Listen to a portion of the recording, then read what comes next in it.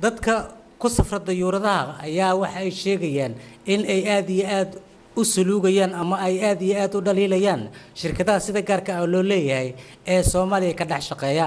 dadkaas ayaa waxa sheegaya in cargo-ga ay runtii ay cilad weyn ka haysato dhinaca taas oo qofka uu ka soo raaga cargo-ga taas oo qofku ku qasabto in uu hal sitimaan in ka badan uu gashnaado sarwaalka shaatiga uu ku yimid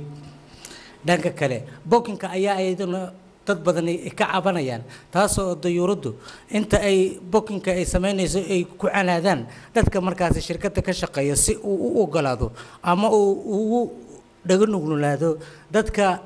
muqallisiinta ah ee xogaaga yar ee lacagta la siinaya dadka qaarkood ayaa sheegaya in maalinta ay dayuuradu ay ku qoran yihiin ay laga iibsado booskoodii halkaas oo shirkadu ay siiso qofkii markaasi ay dana dhaqaale ay ku leedahay ama ay dano dhaqaale ay ku aragto dawladda federaalka Soomaaliya ayaa looga fadhiyaa sidii ay u soo celin lahayd shirkadii Somali Airline Ali Xasan Aadan Cali Hiiraan